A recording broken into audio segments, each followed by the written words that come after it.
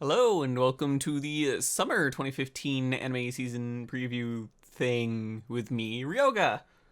I want to get right into it because, as usual, there's a decent amount of shows, and I'd like to get these done in a decent amount of time so that people don't have to spend hours listening to me prattle on about stupid shit.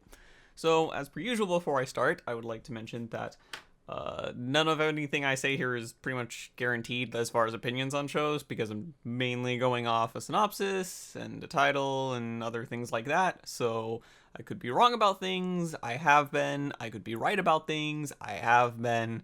But ultimately, this is for you guys to get an impression of the shows that are going to be airing because this is getting recorded slightly late. I'm sorry. So this is just to inform you guys more. Although, I do have a chance of being a bit more right than usual this season because I actually did a little bit of research, which is part of the reason why this is late. I didn't do anything too in-depth. I basically just looked at the director and writer for each show. Well, most of the shows I'll explain later as I go on why. And then also, if it's adapted from something, I tried to look up what the creator has done other than that work, so we can get some comparisons going on of like their style of writing and stuff like that. So hopefully this is more helpful than my usual bullshit, which by default it pretty much should be, but hey, who knows, this could go horribly wrong. Anyways, let's get right on into it. First show we have is Okusama ga Saito Kaicho, which translates to, I actually took notes for this too, certain shows I wrote the translations for. The translation is, my wife is the student council president. Pretty straightforward. The erotic comedy follows a student council vice president who is betrothed to the student president Uiwakana as his wife. So that's a very short, simple synopsis. It goes a bit more in depth in other places. Basically, this chick runs for student council president. The first couple pages of the manga is she runs in, throws condoms everywhere, and is like, free love for everyone! And then things go from there. So that sets the tone of the series pretty much. The author of Okusama, the manga, has also done the probably the most popular one he has done. I think it's I forgot to look that up. Is Chubra. So if you've seen Chubra or things like that, then it's probably going to be pretty similar in writing style to that. Maybe a bit more lewd. I don't remember how lewd Chubra was. Never actually watched it. I just saw the previews and stuff. But there is some lewd stuff that goes on in this. Within the first episode, I've seen screenshots. There's boob sucking. So if that's your thing, you're hooked up. Moving right along, we have Gangsta. The story revolves around Nick and Warwick, two men who take on jobs from both the mafia and the police in the town of Ergastulum, a rotten town filled with mafia, hoodlums, prostitutes, and dirty cops. So I imagine this is one of those shows, or not imagine, I'm pretty sure it's one of those shows or series that people are going to be like, hey, animated adaptation, this is awesome. And then when people start comparing it to Black Lagoon, inevitably they're going to get very mad. Because that just happens. Kind of like how a lot of things get compared to Madoka and stuff, you know? Just how it works. Interestingly, the only thing I can really go off of is, well, the only thing I took notes for, so it must have been the only thing significant, is that the director previously directed Ergo Proxy, interestingly enough, but also did some storyboarding for Samurai Champloo, so I imagine that if anything, the style might be a bit closer to that than Black Lagoon. Maybe a blend between the two? I don't fucking know. It's not really something that appeals to me, though, honestly. Like, the westernized kind of action thing isn't something like I'm inherently against. I'm just not necessarily in the mood for it, I suppose. Because, I mean, I watch anime for the weird Japanese shit, and it's not entirely westernized, I know. I'm kind of dismissing it for some silly reasons, but the easiest way to explain it is it's just not something I'm in the mood for. So I'm not really going to be watching it. If I hear it's good, though, then when I am in the mood for it, I'll probably give it a go. From what I've seen on Twitter, I think people generally liked the first episode, so that's cool. Yeah.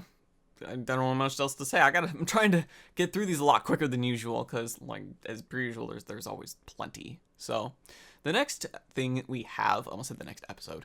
The next thing we have is Chaos Dragon Sekiryu Seneki, which, for some reason, the synonym in English was Red Dragon War, so I don't know if that's the Sekiryu Seneki part, or just in general, I don't fucking know. Anyways, the project is based on Red Dragon, the role-playing fiction story born from the tabletop, I'm pretty sure this was supposed to say tabletop, tabletop role-playing game sessions by 5 prominent anime, game, and art creators. The 5 Are Dragon participants were Genorobochi, Kanoko Nasu, Izuku Kogyo, Simidoriru, and Ryogo Narita. The story takes place in the sparkling era year 3015, where the great nations Donaria and Koran divide the world in a cold war as they fight for supremacy. In the middle of this standoff is island country Nilkamui, which has lost its independence. So, obviously that's a lot of information to take in. Basically, this was a bunch of guys just playing Dungeons and Dragons together for the most part, and then they enjoyed it, and then they're like, let's make an anime out of this, because fuck it. Which I am fine with. I mean, come on. I mean, just look at the people that participated. Well, most of them. I mean, you've got Genorobochi, you know, obviously Psycho-Pass and Madoka. You've got Kanoko Nasu, the Fate series, Fate Stay Night and stuff like that. Izuku Kogyoko and Simidoriru are just like a random novelist and doujin illustrator, respectively, so they don't really have anything remarkable on their record. And then you have Ryogo Narita, who is obviously Baccano and Durarara. And the guy who did the DMing was Makoto Sanda, who did Rental Magica. Pretty much the only thing he's done. Funny enough, I don't actually know the general reception of Rental Magica. I don't know if people actually liked it or not. Interesting. But basically, a quick overview, if you don't know how things like Dungeons & Dragons works, is that basically there's a dungeon master who controls the world, story, the NPCs, and things like that. The only thing they have no control over are the player characters, which are the characters that the other people control. So generally, a lot of D&D sessions are pretty straightforward and things like that. But if you have people like Urabochi and Narita on board, I imagine there's a lot of trolling that goes on, because the DM could have some very specific story in mind, like maybe a specific NPC, and then one of those people could end up fucking murdering that NPC for literally no reason because they felt like it. Maybe in character they felt like it. You just never really know what's going to happen, and apparently, I don't know if it's true, it's just what people have been saying, so there's no, like, you know, definitive proof, but apparently Urabochi and Narita were big griefers during the game. So that sounds fucking amazing, and, like, would be the best thing to watch and see. Basically, I really want to watch this, but not from the perspective of a show. What I want to do is I want to watch it, and I want to imagine the Dungeons & Dragons game basically playing out in my head. Like, whenever Urabochi's character, who's obviously like the psychotic religious assassin, and Narita, who's obviously the weird fucking immortal robot thing, do weird shit, I can imagine them in real life having their character do that and everyone just looking at them, especially the DM, and being like, are you fucking serious right now? Do you really want to roll for that? And then obviously there's rolls for things, so maybe they want to try to do something and they got a really bad roll and they failed horribly. That'll also be really fun to see. Basically, I really want to watch this show on a meta perspective. I want to see the game play out in my head and how I imagine that things came to be because of the decisions made and the dice rolls that were made and such. That interests me a lot. So that's how I'm going to be watching the show. I don't know if on its own it'll be a fine show. I mean, I imagine with all the trolling from Urabochi and Narita that at least some amusing things are going to happen. But you never know. But I'm excited for it because I want to see it from that meta perspective, like I said. Moving on, we have Aquarian Logos, which is a new Aquarian TV series. I don't know if I should read this. It's probably decently standalone compared to, like, for example, Aquarian Able was pretty standalone as far as I'm aware of, so I guess I'll read it. Once upon a time, human voices had defined the true nature of all things, yet the invention of text changed the status quo. While creating a logos world between the voice and the truth, millennia have passed since then. Advancements of civilizations have made the logos world too big to control texts. A group of young people dedicate themselves to counter chaotic text with creative voice power, and among them a boy named Kira Kaibuki living in Asagaya. So if that sounded weird, that's because it definitely is. The thing I know from Aquarian Able, I haven't actually seen it, is that it is fucking weird. And not in, like, the completely batshit, like, Inferno Cop or Ninja Slayer way, but basically they do a bunch of weird shit in universe, and just, it's like, I don't know how to explain it. It's like, it's not completely out there in, like, breaking the genre, it's just really fucking weird. It's very hard to explain. Pretty much if you've seen Aquarian Able and you liked that, you'll probably like this, because I'm pretty sure it's going for the same thing. I have no idea.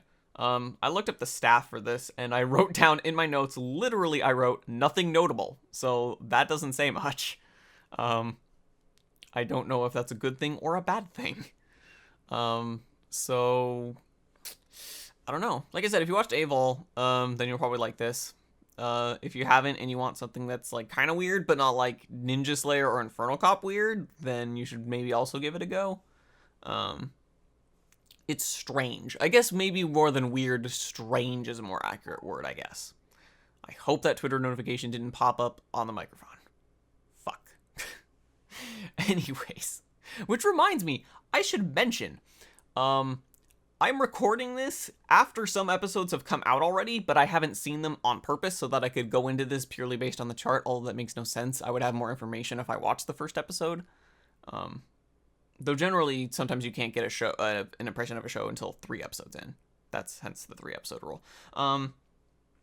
So don't spoil things in like the comments. Like, don't tell me when things that have happened in these episodes. You can say things like, this first episode was good, or the first episode for this show sucked balls. You can say things like that. Just don't spoil things for me, because I maybe haven't seen it, although maybe I have seen it by the time I put this video up, because I have to edit it. The one way to know, if you want to know what I think about certain episodes, you can follow me on Twitter, because something I'm doing now is when I watch an episode of a new season, the first episode of shows from new seasons, I do short little tweets about my thoughts on the episodes, and sometimes I continue in them throughout the season, sometimes I don't. I'm a very infrequent tweeter, so it's very easy to follow me. There are only very rare occasions where I spam it up on Twitter. For the most part, you'll only get like 1 or 2 tweets from me every couple days. That's just how I am, I guess. I don't know. That was a little bit of a side thing, but I needed to mention that so that people don't spoil me on stuff if I haven't seen the episode yet. Anyways, moving on, we have... I gotta scroll. We have Rampo Kitan, Game of Laplace. Inspired by the late author Riyoga Rampa's works, the series is being produced for the 50th anniversary since his passing. And then a quote, "The transient world is a dream, a night's dream is an illusion." So, if you didn't know, Riyoga Rampa was a very popular mystery writer. I don't know if it was murder mystery. I think it was mystery in general, in Japan. His name is actually a play on Edgar Allan Poe, because it was his favorite writer. That's just a fun fact I learned looking up this stuff. Riyoga Rampo, Edgar Allan Poe. Fuck, I can't remember words, man. Names, man, I can't do it. Anyways, so I kind of... Also important to note is that this is the Noidaman A show of the season, and those usually turn out at least decent at worst, so they're pretty easy to pick up. Although I've heard from people that the first episode for this, because I can't help but get impressions from people because Twitter, is that the first episode for this was kind of boring, which is interesting. I haven't watched it yet, so I haven't formed my own opinion. Staff-wise, the scriptwriter on board for this did the adaptation of Humanity Has Declined, and quite a few episodes of Katanagatari. It's fucking weird. Admittedly, that doesn't always say too much, because script writing, when it comes to original works and adaptations, tend to be quite different. That's why you'll notice pretty much, I think after this point, whenever something is an adaptation, I didn't even really bother for the most part to look at the scriptwriter adapter, with a couple exceptions. Pretty much when something's getting adapted, you pretty much know what you're going to get. If the source material is good, the anime is going to be good. If it's not, then it's not. Like I said, there's exceptions, and I think there was like 1 exception I saw, maybe 2, and I wrote those down. For when source material gets like weird or shit. Like, for example, not in this season, but Magi was a show that deviated a bit from the manga, did a couple of its own things, rearranged some events, things like that, and I thought it was for the better. So, for example, if I saw that script adapter on board for a show, I would mention it, because they typically do a little bit of tweaking here and there, which usually, in my opinion, turns out for the better. So, I'll mention things like that. But anyways, yeah, the scriptwriter did adaptation of Humanity Has Declined, which quite a few people seem to enjoy, and Katanagatari, which I still need to get around to. I really actually want to watch that. A lot of people like that too. And then something also important to note is that the director is Seiji Kishi, who has a very hit or miss record. Pretty much as hit or miss as you can get. Well, for most people. I think he's just okay in pretty much almost everything he does. Like, the most recent he's done is Assassination Classroom, which I still need to finish. I think it's fine. And then also, way back in the day, he did Angel Beats, which a lot of people liked, but I'm like, ugh. That was more from a writing angle than a directing angle. There was actually a bit of directing things in Angel Beats that I like quite a bit. So yeah, that's a little bit of a thing to go on here. Basically, the stat for this doesn't even really matter though. Like, it's Noitamin A, so you pretty much want to give it a go and see if you like it regardless, just because it's Noitamin A, and typically some pretty good shit comes out of it. But hey, you never know. Moving on, we have Danchigai. The story follows the everyday lives of 5 siblings, 4 sisters, and 1 brother who share a multi-unit apartment, Danchi. Thanks for the Japanese lesson. Mitsuki has a level-headed personality, Haruki likes video games, while Yayoi likes exercise. Yuzuki and Satsuki are twins. Okay. So, do I actually have notes for this? Because I don't even know what to say just based on that. Okay, it's a short, apparently. I didn't write how long the episodes were. I do that later on for later shorts. I guess I forgot for this one. So it's shorts, but it's directed by a guy who's notable for directing shorts. Like, almost every short you can imagine he's directed. Or maybe not that many, I don't know. I should have wrote a few more details on this. Point is, he's directed a lot of shorts, so it's not like he's new territory for writing short shows. It's probably like 3 minutes long, each episode or something like that. He's also done minor work on some major shows. Like probably episode directing. That's probably what I meant by that. So he's done episode directing on some major shows, but nothing like hardcore. Like, he's never been a definitive director on a like big show. It's basically just shorts he's been directing. I mentioned that probably the most notable short that you can probably remember that he's done is Recorder to Randoseru. I think that was probably the one people were most likely to recognize, which is why I put that one. So if you liked that, maybe you should give Danchigai a go, even though it's going to be obviously adapted from a different person's work. But it's the same director. I guess if you liked the directing in the short, usually there's not much directing-wise to shorts. I mean, because they're so short. I mean, imagine maybe you could do some weird shit, but I don't know. Moving on, we have Aharu Kanjou. And all I wrote in my translation is that Kinkanju equals machine gun. I'll mention something about that in a minute. The story follows high school student Hotaru Tachibana, a girl disguised as a boy. Through strange circumstances, she finds herself drawn into the world of survival games by host Masamune Matsuoka.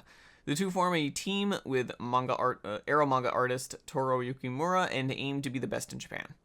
What I know is that this promo art is very kind of simple. I've seen other promo art. Well, it's not, I mean, there's other promo art that shows a bit more, but for the manga cover, I think it was the first volume's manga cover, there is a very pretty man with a gun.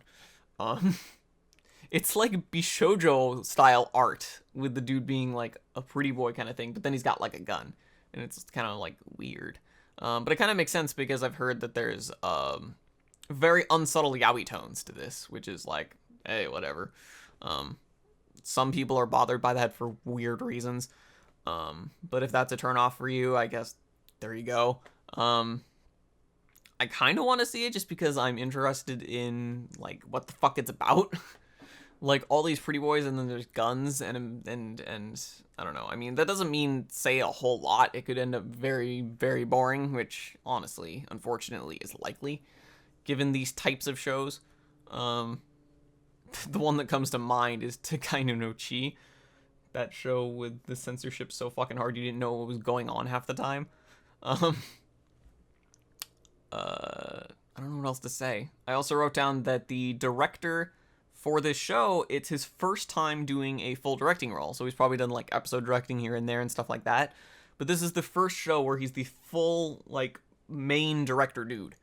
So maybe something interesting could come out directing wise from that. Or maybe he'll just be really nervous and he'll be like, oh my god, it's my first directing job. And it'll be as like bare bones as you get.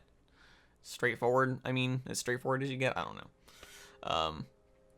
Bland, I guess, maybe. Bland directing. I don't know. You never know with new directors, man. You gotta see their works and see what they do. So I'll probably give it like an episode or two, see if I like it or not. Get a feel for the director, see if they're doing anything interesting. If they are, then cool. If not, then whatever. Moving on, we have Jogamachi no Dandelion.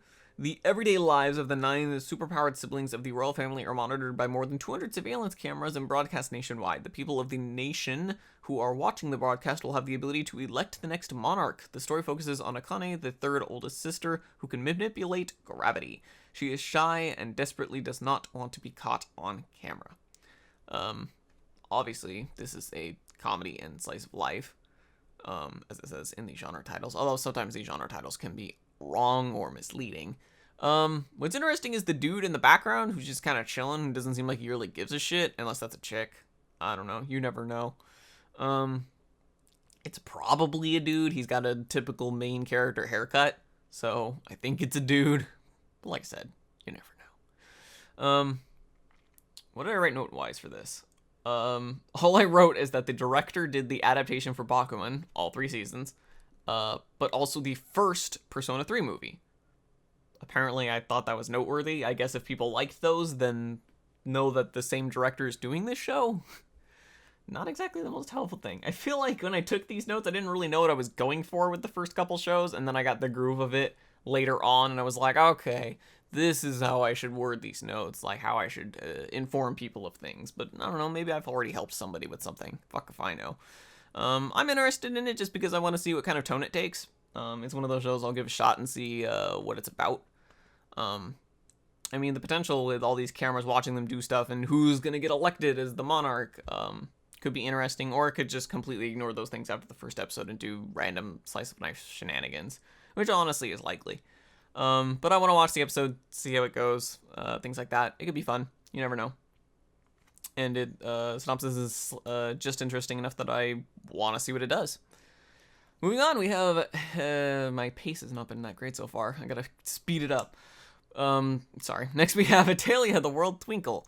It's a sequel to Hetalia, the Beautiful World TV series. How did Hetalia go? Did Hetalia go 4 seasons and then it stopped and then came back with Beautiful World, or was it 2 seasons and then it came back with the Beautiful World for another 2 seasons or something? I don't remember. Hetalia seasons are fucking weird. You can also jump in at pretty much any point regardless, although as far as I'm aware of it, basically sometimes it'll introduce new countries, new anthropomorphized countries from time to time, and like you get a feel for them, and then when it uses them later on, it assumes you've already seen that intro for them, basically. But otherwise, for the most part, you can pretty much just jump in. It's basically as racist as Japan. Well, it's not as racist as Japan can get, but it's basically just, it takes all the quirkiness and like the well-known like stereotypes of various countries, words, you know what I'm trying to say. It makes them people, and then they do things, and it's a comedy. Odds are, if you know what Hetalia is, you probably love it, and you're probably already on board for this. I say that like I'm defeated. I actually do like Hetalia. The problem is, I just never actually watched any of the Beautiful World TV series episodes. I watched the first couple, and then it stopped airing, and I was like, that sucks. And then the second one started, and it wasn't, I don't think it was simulcasted, and then fan subs weren't really doing it either, so I had no one to watch. So I kind of got left in the dark, and I'd like to go in order, even though I don't have to. So, yeah, I won't be on board for this, although I wish I was. It's fun. I actually like the English dub for this better, because they made it even more racist. They actually mentioned that in the commentary. They're like, we basically took the script that it already had and then cranked it up as racist as we could until the producer told us we couldn't do anything anymore, which is great. There are some nice little quips in there because they changed the script up to make it a little more saucy? I don't know. That's the first word that came to mind.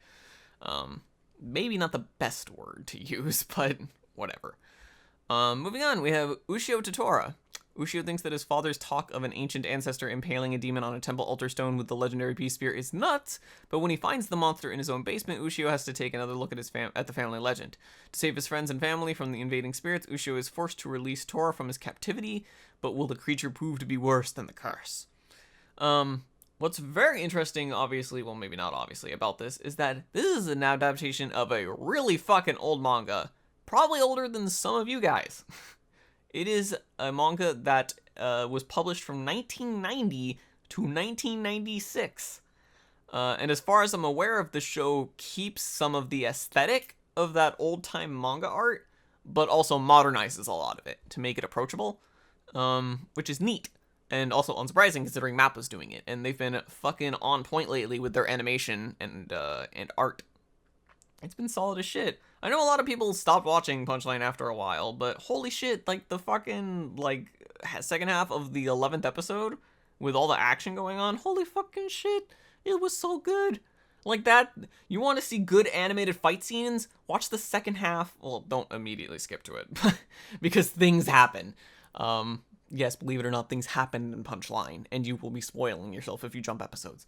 Fuck Fate Stay Night and the new version of that. If you want to see cool animated fight scenes, watch the second half of the 11th episode of Punchline. Like, that is some fucking sweet animated fight scenes with some cool choreography and shit like that. Like, it was fucking good, man. It was fucking great. I loved it. That's some good shit. Anyways, my point was that Mappa has been on point lately. So I'm going to give it a go just because I like them as a studio. And again, that doesn't really say things because people tend to hop studios, but I think Mappa generally stays with itself for the most part, so you pretty much know what you're going to get, largely, I suppose. I don't know. Also important to note is that the director, Satoshi Nishimura, for this show, did Trigun. He directed Trigun, and then he also directed the Badlands Rumble movie, and has even done some storyboarding for Monster. So he's got some good shit on his record. I feel like that's some good indication there. Obviously, I mean, the storyboarding for Monster doesn't really mean much here because it's an adaptation, so it's not like he's gonna really be writing too much. But I mean, Monster was also an adaptation, so, you know, you never know. It could be important information. Maybe. I'm sorry, I'm just trying to be helpful. I think that's all I have to say for Ryusha Dotora. And I do need to pick up the pace. Moving on, we have Miss Monochrome, the animation season 2. If you watch the first season, here's your second season. I don't have anything to say. I didn't watch Miss Monochrome. There's a lot here for something that I can't believe is just based on a virtual singer. That's a long synopsis just for that. Alright, moving on, we have Wusuna Sono Higurashi Mugenhen, which is a sequel to, like, the fucking 6th season of Wooser. I don't even know how many seasons of Wooser there've been. There've been, like, a fucking shitload. It's insane. If you like Wooser, he's more Wooser. Like, what else do I say? Moving on, we have Khabar Girl, which is finally not a sequel. Wakaba Kohashi is a slightly out-of-tune super daughter of a well-to-do family. She looks like an elegant, rich daughter, but admires the trendy gyaru fashion subculture. Her friends are the pure, innocent fairy tale-like Moeko, the capricious Mao, and Nao, who used to be an athletic type of girl, but now loves the boys' love genre. Huh. Those are weird character traits. Those are unique, to say the least. I don't know how well that'll play out in actual slice of life comedy. I mean, I don't really know. It seems interesting, and then I kind of want to watch it.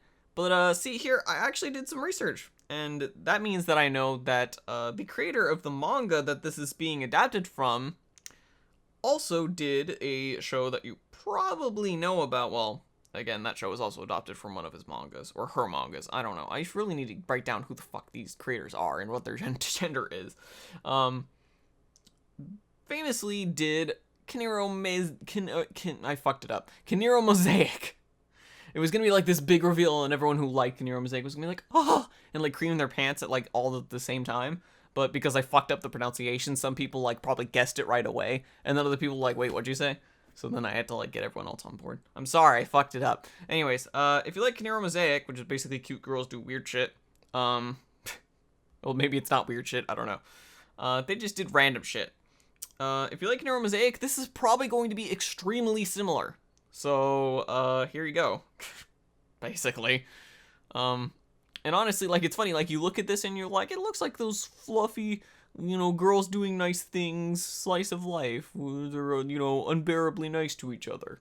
And then you figure out that the creator of the manga is also the creator of Kiniro Mosaic, and you're like, this makes a lot of sense. So if you like Kiniro Mosaic, you probably want to go on this. You probably want to give this a go. If you don't like Kiniro Mosaic, you probably don't want to watch this. Although, obviously, authors can do very, very different things. You never know what it's actually going to be like. Like, for example, the easiest one, because it was just brought up recently because of the director who did the adaptation, Bakuman. Bakuman is from the dudes who did fucking Death Note. You don't get more different than that. Other than people writing things in books. Well, sort of writing things in books. Whatever. But, with promo art like that, it's like, yeah, this is basically gonna be Kiniro Mosaic. So,